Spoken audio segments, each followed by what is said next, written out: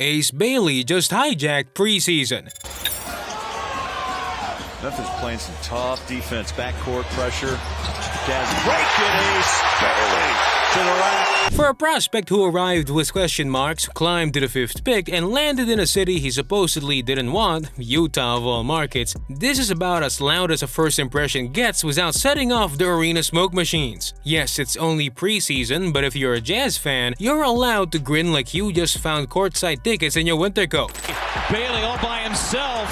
Here we go! At 6 foot 9 inches with a 7 foot wingspan and a 34-inch vertical, Ace has the physical tools to guard multiple positions and finish over length. He's only 18. Patient.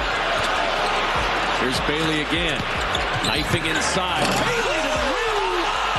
The youngest player in the entire 2025 draft class. And yes, he initially didn't want to be in Utah, but he fired his agent, bought in, and now he's showing everyone why he was ranked ahead of everyone except Cooper Flagg and Dylan Harper. Before we start, if you love hoops and you're one of the 90% who watch without subscribing, it's time to join the NBA Inside family. Click it and let's live this season together. On the floor, the translation is the headline.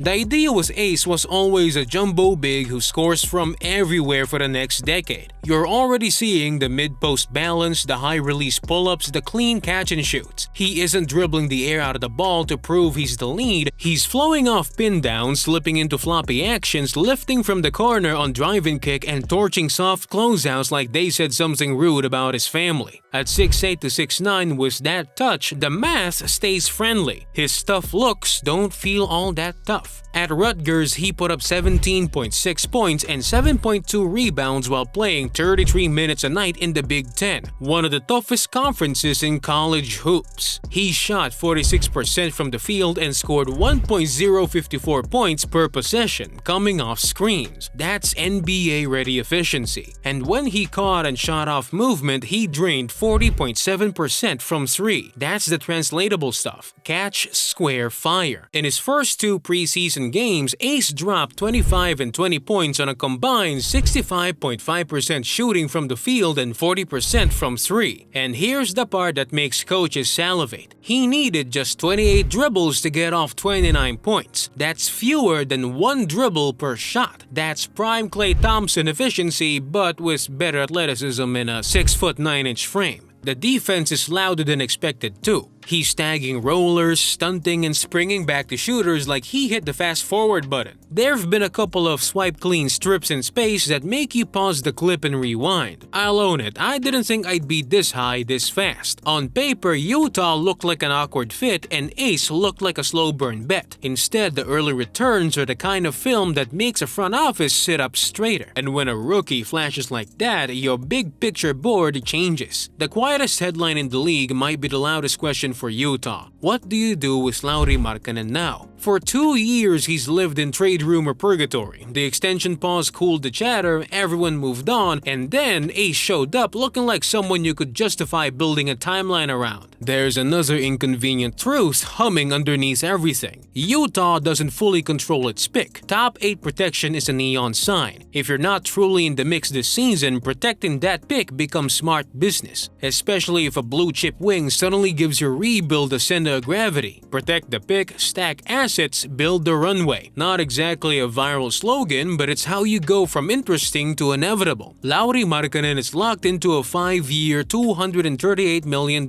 contract that pays him over $42 million this season and climbs to $52 million by year 5. He's 28 years old, coming off a season where he averaged 23.2 points and shot 38% from 3. That's not dead weight, that's a walking all-star. But here's the twist. He can't be traded until after the season due to extension rules. So if Utah wants to cash out, they have a very narrow window. And Ace's preseason just opened it. That doesn't mean you smash the red button on opening night. It means you treat the season like a well-run lab. You showcase Lauri, you scale Ace with intention, you give your young guards real possessions, and you learn what's sticky. If the signs keep pointing up for Ace, you get bold before the deadline. If he hits turbulence, you buy time. Then quietly tilt your rotations and rest patterns to stay inside the protection and keep development front and center. It's not losing on purpose, it's choosing growth over vanity metrics. Be honest, before this week, could you name 5 Jazz players besides Lowry and the rookies? No, Sexton isn't there anymore, same as Clarkson. Utah trimmed the veteran fat for flexibility and darts. Walker Kessler, Keontae George, Taylor Hendricks, Isaiah Collier, Bryce Sensabaugh, Filipowski, and a couple of two-ways. That anonymity is a feature, not a bug. If Lowry eventually moves, there's no debate about whose team it becomes. It's aces immediately. The last shot, the marketing, the questions at the podium, his. So should they move Markkanen this season? If I'm holding the keys, yes. Carefully. You give him a strong runway to open the year, heavy minutes, curated lineups, clean usage. Let the full bag sing. Ghost screens into pick and pop, early threes in transition.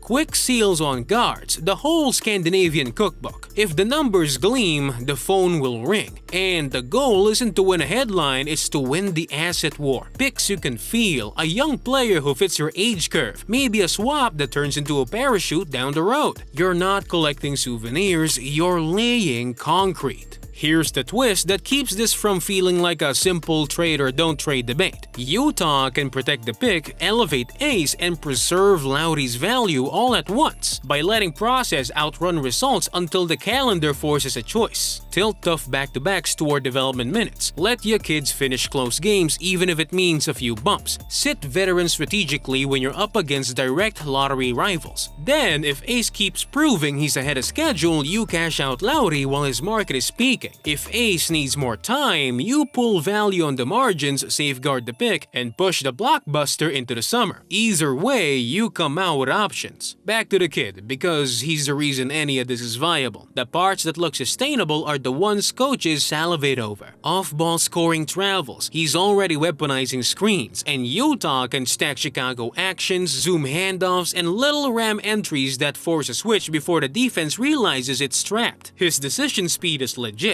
Catch attack, 1 hard step, 2 free throws. That's boring, beautiful basketball that piles up in April. Team defenses look taught, not guessed. He's reading the nail, scram-switching smaller teammates out of bad post assignments, and arriving to contests with his balance intact. The gross areas are exactly where you'd expect them. The handle in traffic still needs a second gear when the help crowds. The east-west counters, sidestep, gather, restack will get cleaner as his footwork bakes in. The next level of playmaking is about throwing the weak side skip before the tag fully commits. Not after. None of that is a red flag, it's just the curriculum. Will Hardy is tailor-made for this kind of syllabus. His groups already like to tinker. Double drag variation here, Spain PNR counters there, empty corner spacing that turns average shooters into gravity wells. Slide ace into those shells and you can build this game with intent. Early clock touches to tee the rhythm, a handful of designed looks each half, a closing sequence that forces him to solve with reads, not heroics. You're feeding the star while teaching the system, which is how young wings become real ones. Will Hardy's offense is a cheat code for young wings. Spain pick and roll, Chicago action, zoom handoffs that create clean catch and shoots. Bailey's already thriving, 58.8% from the field in the preseason, 41.7% from 3, and nearly every bucket came off movement with minimal dribbles. Hardy doesn't need Bailey to be Luka. He needs him to be Clay with hops, and that's exactly what he's getting. The league context makes all of it even juicier. A single Markkanen swing can shuffle playoff brackets in either conference. The West is a blender and the middle class is crowded with teams who think they're the main character. The East has 5 front offices staring at their whiteboards in October and muttering, "We're one piece away." He is obviously a piece. Detroit keeps getting mentioned for good reason. Spacing for Cade, a grown man size, and a fan base ready to feel something. But there will be stealth bidders too. Desperation loves talented 7-footers who shoot like wings. So where does that leave us right now? Somewhere better than rebuild and smarter than push all in. The Jazz can be honest about the present and ruthless for the future. All while being fun on a Tuesday night. Protect the pick, build the kid, showcase the vet, keep your options. If Ace keeps stacking real possessions the way he has, you'll have the confidence to make the big call when it matters and the cover to sell it to the fan base without flinching. And because you're gonna ask, no, I'm not gonna give him an all-star jacket off a couple of preseason heaters. I'm saying the way he's getting his is sticky, off movement, on time, within the flow. The kind of scoring that scales when defenses get smarter and whistles get quieter. If it doesn't pop, you pivot slower. If it does, you skip the sad years montage and start building the kind of program that makes agents call you first. So, would you move Lowry this season or ride it out? Would you hand Ace the keys now and live with the growing pains, or pair him with Lowry longer to keep his efficiency sky high? And how many preseason highlights does it take before you quietly search Ace Bailey odds like you're just browsing? Drop your take below. If you're riding with this rebuild with a pulse, hit subscribe so we can argue about it all season. The Jazz might not be ready for the bright lights yet, but for the first time in a while, you can see them from the driveway.